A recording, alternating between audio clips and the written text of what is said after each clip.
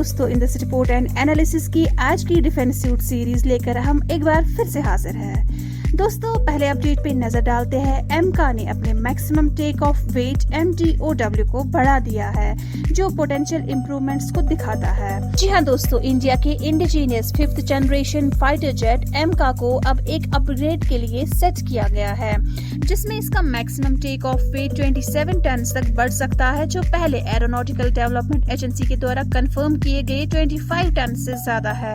एमका की internal fuel capacity 6.5 ton projected है और स्टील्थ कॉन्फ़िगरेशन में एडिशनल 1.5 टन इंटरनल वेपन्स के लिए एलोकेट किया गया है। इस पोटेंशियल 2 टन MTOW इंक्रीज के कारण कुछ पैरामीटर्स में स्लाइट एडजस्टमेंट्स हो सकते हैं, लेकिन सोर्सेस का कहना है कि इसका प्राइमरी फायदा इंटरनल फ्यूल लोड और वेपन्स बे साइज में होगा। इंक्रीज MTOW से लार्जर इंटरनल वेपन्स बे पॉसिबल हो सकता है, जो ज्यादा हैवी पेलोड कैरी करने में कैपेबल होगा, जिससे वेपन्स बे लोड आउट 2 टन से ज्यादा हो सकता है। MKI का प्रोटोटाइप टेंटेटिवली मिड 2028 तक अनवील होगा, जो एयरक्राफ्ट के फ्लाइट टेस्ट प्रोग्राम और इंडियन एयरफोर्स में फ्यूचर इंडक्शन के साथ अलाइन होगा।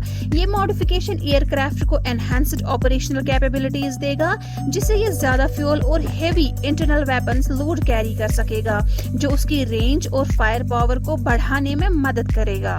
बढ़ते हैं आज के दूसरे अपडेट की ओर। आर्मेनिया अपनी Su-30 SM फाइटर जेट्स को इंडियन एक्सपर्टाइज के साथ अपग्रेड करने का प्लान बना रहा है। दोस्तों, आर्मेनिया ने अपने छोटे Russian build Su-30 SM fighter jets fleet को अपग्रेड करने के लिए इंडिया की मदद लेने का फैसला किया है। ये मूव आर्मेनिया के अभी हाल ही में इंडिया से रॉकेट सिस्टम्स, आर्टिलरी गन्स और वेपन लोकेटिंग रैडर्स का ऑर्डर देने के बाद लिया गया है। इस अपग्रेड में एयरक्राफ्ट के एवियोनिक्स, इलेक्ट्रॉनिक वॉरफेयर सूट्स और वेपन्स का मॉडर्नाइज करना शामिल होगा, जिसमें हाल का कोलैबोरेशन होगा।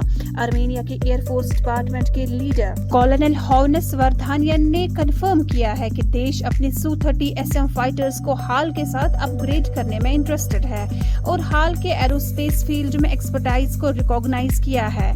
ये अपग्रेड आर्मेनिया की एयर डिफेंस कैपेबिलिटीज को एनहांस करेगा, जिससे उसके Su-30 SM fighters modern threats का मुकाबला कर सके।